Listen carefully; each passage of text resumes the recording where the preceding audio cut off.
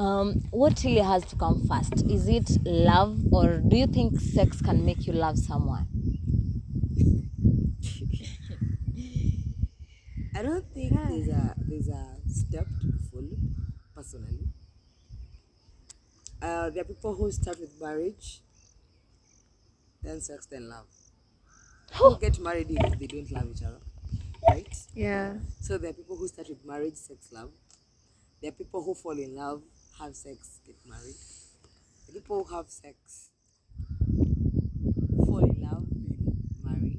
And there are people who have sex, marry, later And then fall in love. yeah. But she said sex till marriage. Sex That's for abstain. me. That I think No, we're just that's having. for me. You know. That's a hypocritical way of looking at it. Come on. Why? Just listen. Yes. You were told to not to have sex till you get married. Yes. Yes. Yes. You believed that. Yes. Do you still believe that? Yes. She still. You do. Still believes. Yes. So you still believe that you're not supposed to have sex till marriage, Yes. but you've fallen in love. Yes. You have Yes. Yes. That I countless have. times. Yeah. You're still not married, I'm still not married. so you've still not had sex. Yes. So, how sure are you that the remaining part of your life you won't still fall in love, still not get married, so you still won't have sex? Wait. No. Why were you What? No. Let me ask. Is sex a must? No, it's Not not. really. It's not. Is it? But scientifically, it is. It's not a must. Drop to the But- S-bomb. Yeah. Is it? No, it's not. Then Okay, if it's kama not a niko na must. if kama niko na stamina ya kungoja Oh. till I get married. You know what I hate about religious people? Yeah. You're very controversial. Yeah. You're very controversial. How? Because just a moment ago, you were complaining of how our religious parents taught us about how sex is bad, sex is this, Yeah. sex is this. Yeah. But you also wanted to be taught why sex is good. Wait. Okay, fine. Because as you grew, Yeah. you realized that whatever your parents taught you about how sex is bad and doing this and this was not fair. You needed both parties. Yeah. Yeah. Yes. Yes. If sex is not a must, why are you even having a discussion about it? Because I You think as a religious person, no, her as a religious person, she just said, is sex a must? If sex is not a must for a religious person, why are they even having a discussion about it if it's not even a conflict of interest? that's Because things before you happen in become a our religious mind. person, you're human. Yeah. You're human just like that person who doesn't go to church. You be the same. There's no glory. Okay. Oh my goodness. Hey. Oh my goodness. Whoa. Let us stop clouding ourselves with religion and this and this and this and this. There is no gospel way of getting pregnant and Yeah. worldly way of getting pregnant. It is all the same. Yeah. So the way a religious person would have sex, it is the same way a sinner would have sex. So the conflict of interest here is sex for anyone. So it is not just destined for marriage, because people who are religious won't get till they get married. Oh please, you will. You will. Yes, it's Then let me tell normal. you something. The stamina that you think you have is the same stamina that any human being in this world have. Yours is not special. So at some point, when you're 0 to 40 years and you've not had sex, you're still waiting for your Mr. God bless you. Wait forever. No, Are we saying that it is impossible? Are we saying that there are no people who've waited and actually they They're are. there, and They they're are. surviving. Eh. Surviving. But you know that's for you. That's for you, Cindy. But it depends on Apiana your Okay, I've been beliefs, I've been yes. thinking about this lately, and I was like, kuna ile age when our sexual desires are at the peak, and that's the time we're not supposed to be getting involved in this. If I'm going to get married, okay, right now si kila mtu anataka to get married at the societal age yenye anataka. Yeah. Right now you're what's even the societal age? that at 28, 26, they want you to be 25, gone, you get. 26, But 28. right now you can even get married at 40. At 40, you can't compare your sexual desires at 40 ukikuwa at 20. 25, And at 20 they don't want yeah. you to get involved. Wanataka at 40 and you don't feel the same anymore. This is the time you are supposed to really feel this. Oh God. So you see. I mean, man, this has been You so know, much the sex that you're confusing. being told to have after marriage is the same sex that is making most couples have a divorce. Exactly. Good thing. Because couples get married, they were told, you know what, do not have sex until you get married. And they get married and they have sex, and in one way or another they get pregnant. It's one kid after the other, the third one. Before you remember, it's 10 years down the line. Right now you're more focused of how your kid is going to go to school than more focused of how your husband is going to in the morning. So what was the point of you even waiting till that time? Okay. Speak. I think we when we talk about sex and marriage, we must also acknowledge the religious elements about it, because the ones that advocate for wait until marriage, as you had correctly mentioned before, is that they see it as it's communion between a man and his wife. Yeah. God intended it to be that, and that is what it should be. Anything else that you do away from that It's wrong. is outside, right? Yeah. And then what about the people that now do not have those religious restrictions? Yeah. For example, what about the person mwenye amereiziwa in a home that is not as religious? Yeah.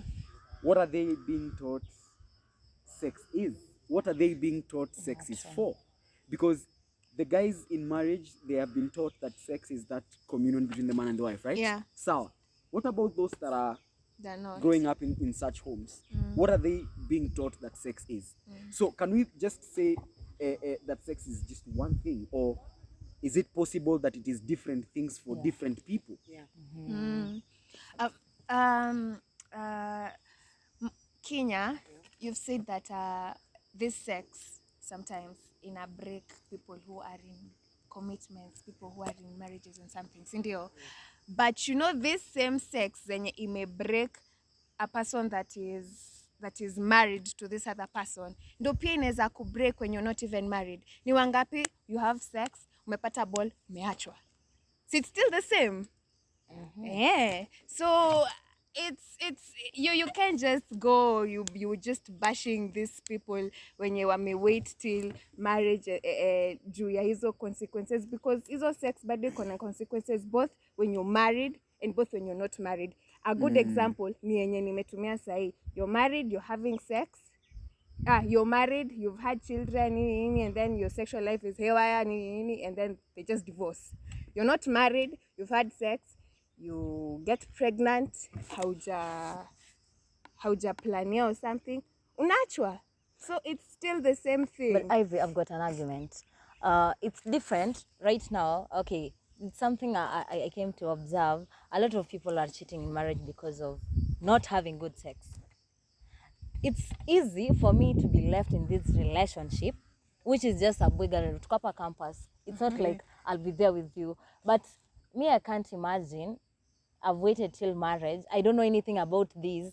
And then I'm there for like the first 6 months. Then my husband is already outside with someone else because I'm not good at this. I think love is love. Love is love. Love, the same love enye imekufanya mpaka you're married. You can still have it when you're not married. Sijui ka una get. You But can still ni watu love kiasi that sana. boyfriend. We have very few people wenye wameona kama wamependana. Kweli, I don't It's know not that always love ina lead to marriage. In fact, most of the marriages by the venye nimeona siku hizi, when the kid comes in, then you just go and of course you're stable. Unasonga because Oh, wait, I had a point there kwa nikisema love ni kwa marriage is still the same. Okay, it's not the same. Okay, it's love is just love. So when you're married, you can still be cheated on even when you're Boyfriend, girlfriend. even when you're boyfriend girlfriend. And as so I say you're my boyfriend, right? You see. and then maybe you don't like our Oh my God. So you- but yes. yeah, and then you're still going to cheat with maybe her. Yeah. Say we're married, you still don't like. you're still going to cheat. So I think ata cheating is personal. Can I also No, say something? cheating is Can I also say personal. something? Uh, everything has to be worked on. Yes. For example, higher, you've met this partner, and well, your marriage partner. It doesn't necessarily or automatically, that's the word, dictate that it will all work out day one Yes. sexually. Yeah. There must also be that working things out and understanding each other and knowing each other and whatnot. Even marriage itself as an institution, it is work. It is not that we love each other happily ever after. No, actually, in my youth, well, I'm still young. Well, most of the marriages I have observed of this is the best way to put it, of people that I think I look up to and I admire, I find that it is not because of their perfection. Yeah. I think it is because they go through things, and now them being a team, they work at these things together. Because if it were not the case, then everyone, and I mean everyone, would have the license to cheat. Yeah. Because you see, well, Ivy, let's say you and I are married. Yes. You see, you don't have everything. Yes. She also doesn't have everything. Yes. Yeah, you have something. Yeah, she has something. But she has everything, and neither do you. Neither do I. So it means that the person you're being with, that's a risk you've decided to take. That you are taking this person, well, in sickness and in health, right? So that means that whatever things you discover over there, that is for you. Pambana nayo. Pambana nazo. That is the whole idea. Yes. That when two come together, they become one. Yes. So your troubles are his troubles and vice versa. So it means that everything has to be worked on. Hakuna kitu ita work to miraculously. Even the sexual elements of everything. Even the husband and the wife, they have to learn each other and know each other. I've heard of couples when it got going after the 6 months or even after a year. I've known a couple that struggled for a year plus just before they could now start enjoying each other sexually and knowing how things are working together. So it's not automatic. The person you will fall in love with is the person you will marry. Of course, also it is not also automatic that the person you marry is now everything is going to work out. Like that responsibility has to come in, where when challenges come up, we sit down and discuss them as grown people. Yeah. So my point would be, adding on the sex education that you mentioned earlier, is it possible to find a way? Let me even use the word syllabus. A syllabus of that is going to benefit wale watoto from 10, 11, 12. They are being taught how to handle the internet when it comes to matters, all the sexual things that they are going to see everywhere. These days, even the marketings, the advertisings, everything is almost sexual. So find a way to have those ones taught in a way that is not atifia, ama blackmail, ama nini. Higher. Again, the teenagers who are in school, find a way to teach them in a way that is factual. I think these educations will have to be specified for different age sets. And even the guys that are in marriage already, the guys that are anticipating marriage, I think we'll have to find a way to bring these conversations as truthfully, Yes, possible. as openly as we can. Yeah. Can we hear the challenges that married people are going through? The ones that fell in love and waited until marriage. Okay, can we hear about the ones that even got married and divorced? Can we hear why? What caused them to go there? Is there something we can learn from them and what not? Because at the end of the day, these experiences are personal. You might fall in love today and get married tomorrow. I might fall in love today and get married 3 years later. Everyone's story is different. Yeah. So it's tricky. So, guys, when do you feel you are being sexually abused? In which situations? Sexual abuse. For me, it turns out at the nitty gritties. Nipite, you spank me without my consent. Why would you do that? That is, for me, that is sexual abuse. Who spanked you? No, saying nobody has spanked me, but I think it starts from that. Sasa ndo inaanza ku escalate from you've not told that this other person that I want. No, you've not given him consent, and then he does that to you. You know, and basically the original rape, we know. But also there are other small sexual abuse experiences like that, like umeshikwa pia maybe your breasts or something. I don't think that's right. For me, I think that is you have sexually abused me, because consent, no. Kenya. Sexual abuse is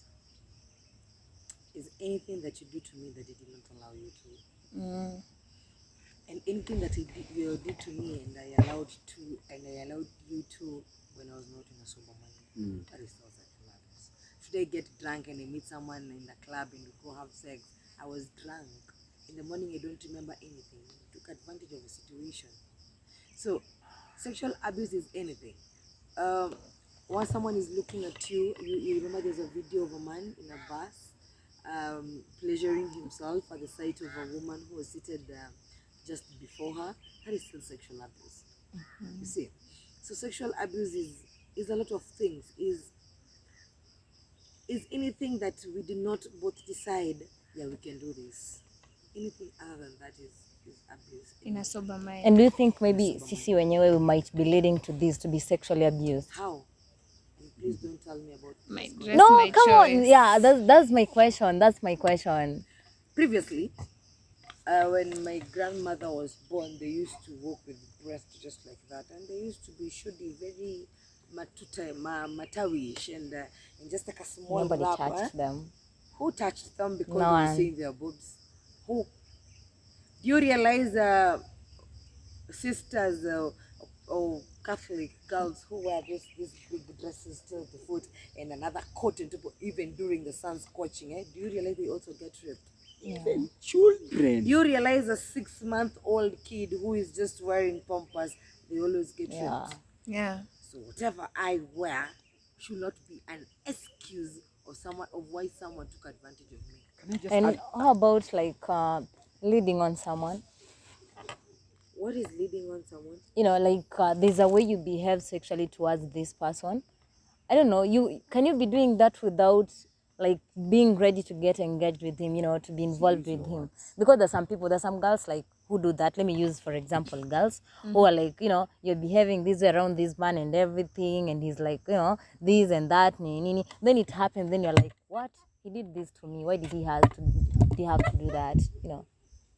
You know, that's a very, very different situation, because when I'm seducing someone, I'm allowing him to touch me some type of way. It's like I'm giving you a go ahead. There are many ways to communicate. You cannot communicate to a deaf person using words. Use gestures, and they understand. So if someone comes and is doing some things that show maybe you want them sexually, by the way they're touching you, by the way they're behaving around you, and then you have sex, you give me a leeway even without your words, Yeah. with your gestures and with your actions. So that is not even rape in the first place, because you wouldn't be putting your hands in the fire if you don't want to get burned in the first place. Yeah. Yeah, so I don't think that's rape. I wanted to comment on the earlier question. What are we telling people? What are we telling men? What are we telling men? At because she's dressed like this, now you have the what is that? Are we animals? Are we animals that we do not have a semblance of self-control? Me, when I hear people argue that way, I wonder, like, what does that say about you? What controls you? Don't you have a brain? Don't you have a mind? Enye sasa, you are now brainless. Ati, oh, ameva. No. Apana. People must exercise responsibility. You've seen a woman, you like how she looks, go and tell her. If not, if you don't have the courage to nyamazia or do whatever it is you're going to do, but don't say that she was asking for it because she was dressed in this way. I normally dispute that point, because I'd like to expect more responsibility from people. What does that mean? That you have the right to go around touching other people's bodies that are not yours just because? Apana. So I think that's a point that should be stressed completely, that it should not be used as an excuse. That is just laziness. Because how do you explain people who fool around with their own children? How do you expect people who fool around with people who are clothed from head to toe? So I think it's something that should be addressed. These people need help. It should be addressed even in their minds. They should, mtu asipeane excuse and what. Let's exercise responsibility, right? No, away from sex abuse. Do you guys support friends with benefits?